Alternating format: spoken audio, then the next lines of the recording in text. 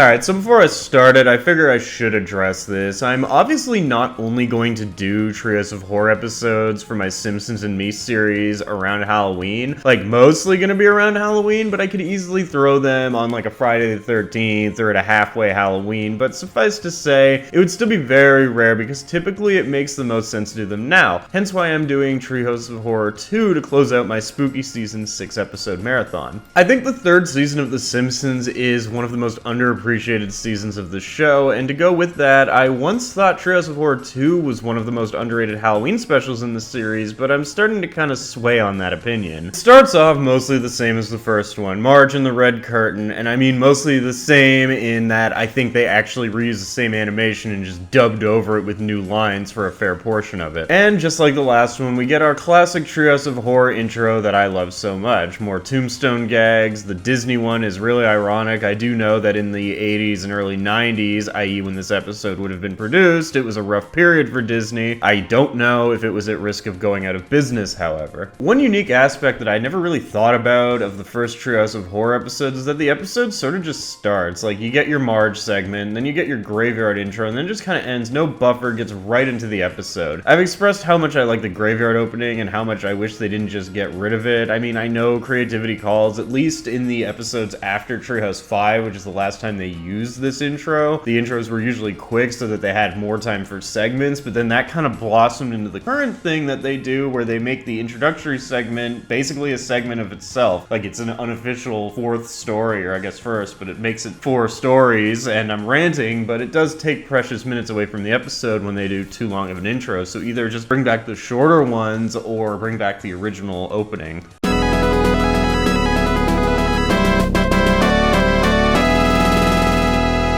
So, despite being called Treehouse of Horror, there is no treehouse because the only fucking Treehouse of Horror to have a treehouse in it was the first one, but instead of that, we get a much thicker setup for our wraparound segments. It starts with Homer being extorted for candy by Jimbo and Kearney, and then the bullies egg his house anyway, and that always makes me laugh. Then, of course, the family returns home from trick-or-treating. The idea of Lisa's giant-ass costume is such an iconic Halloween image for me, mainly because Teletoon or Comedy Network or whatever ran promos for Simpsons Halloween month, and this footage showed up frequently. We want to salute the noble Native Americans of the Pacific Northwest. Yeah! So everyone has their candy, and in true Simpsons fashion, they start pigging out despite Marge's warning that they'll have nightmares. So while the first Treehouse of Horror used the framing device of the Simpsons kids telling scary stories to each other in the treehouse, this one tells the stories through their nightmares, and unlike the previous Treehouse of Horror or the ones that follow, none of them have official titles, but fans have taken to simplifying them as The Monkey's Paw, The Bart Zone, and If I Only Had a Brain. The first nightmare/story is that of Lisa's nightmare. It is a retelling of the short story The Monkey's Paw by W.W. Jacobs. I think this episode's build-up is ultimately better than its payoff. I love the Simpsons in Morocco, I love how out of place they are. So in true classic horror story fashion, a mysterious salesman sells Homer the monkey's paw, and in true Homer fashion, he ignores the warning that he is given about the wishes it grants. Oh, and this is probably my favorite gag in the entire episode right here. I'm gonna play the whole thing. Homer, where did you get that ugly thing? Well, it's that little shop right over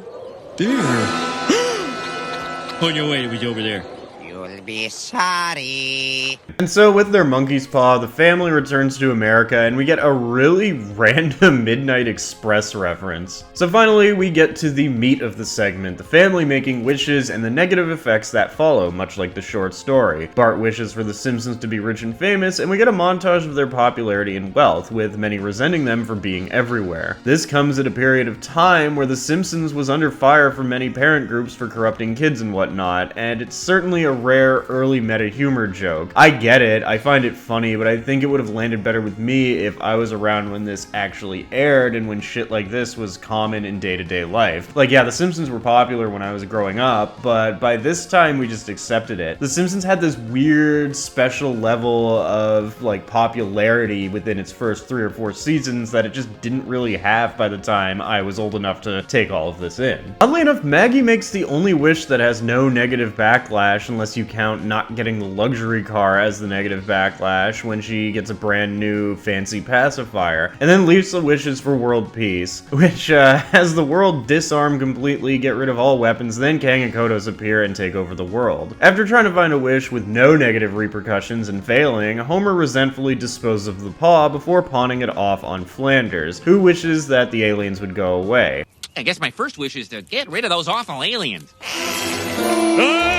He's got a board with a nail in it! And save humanity, will ya? And it appears Flanders has no negative effects either, at least we don't see any, because the segment just ends. I wish I had a monkey's paw. The monkey's paw segment is not without its humorous moments, but honestly, aside from its key moments, it's kind of mid. It doesn't really go all out with the laughs, and it feels a bit bloated given its runtime. It also doesn't really go hard on the horror aspect, which is what Treehouse of Horror is all about. Being said, it does provide at least one laugh out loud moment, and the meta humor is pretty good too. I would have to grade it a 5.5 out of 10, just slightly above average. Man smart! The woman is smarter. Man smart!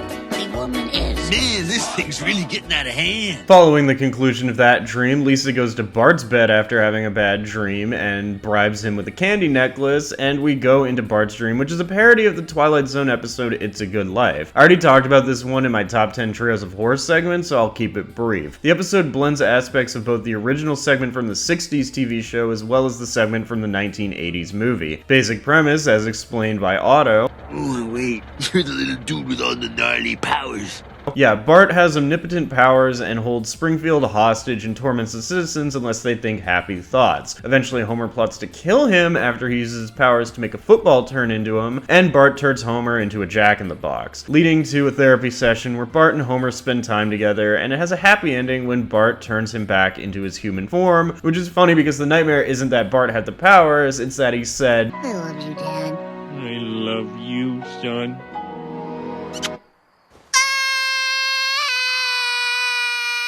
What can I really say about this segment? Like I said, it made my top 10 last year. It pays a respectful homage to both versions of It's a Good Life, but on reassessment, I find this one starts out at a 10 and then just kind of drops to a 5 near the end. It's funny, but it also has some genuinely disturbing moments as well, such as Bart transforming the cat. It gets a little closer to a horror theme than the monkey's paw one or that the following one gets to. Like, he keeps Krusty awake for 400 consecutive hours so that Krusty's show is always on the air when he wants it. All because of one little boy who won't let me stop!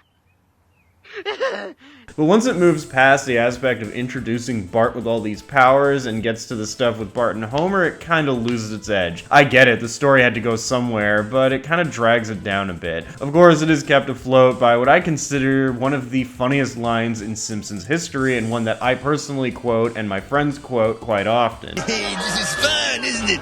We're gonna die, aren't we? All in all, I'm gonna go ahead and hit this with a 7.5 out of 10. So far, my highest rated Treehouse of Horror segment. It's above average, bordering on highly remarkable, but due to the thrown together ending, which is a common issue with middle Treehouse segments, it loses a few points. The final segment, which fans call If I Only Had a Brain, is relatively unremarkable. Don't get me wrong, it has funny moments in it. Like all the Treehouse of Horror segments, even the worst ones have funny moments in it, at least in the prime years, some of which in this particular segment could be considered legendary level, but I find it's very cobbled together. Homer gets fired, takes a job as a gravedigger, and is taken by Smithers and Burns while sleeping on the job so his brain can be extracted and put into a giant robot to serve as the perfect employee, but it takes Homer's traits and becomes a lazy piece of shit, and then it falls on Mr. Burns and kills him. There are a few really standout funny moments involving Mr. Burns, because Mr. Burns is like one of the best characters in the series. Like when he does the Davy Crockett line, that fucking makes me laugh. Hello.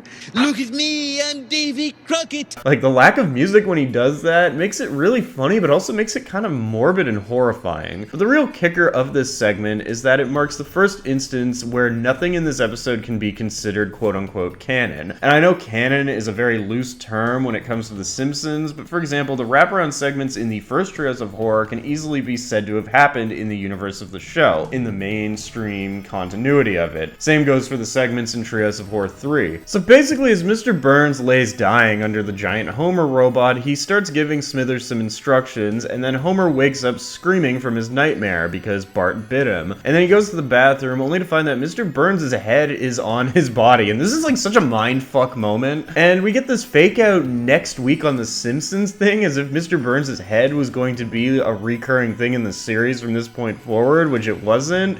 And I don't know, it's so funny in a way. It's just like such a mindfuck. This saves the segment almost, because of this, I would have to rate it a 5 out of 10. It makes the average mark. It's held together by a few key aspects, but it fails to be anything but average. Who is it? Frankenstein?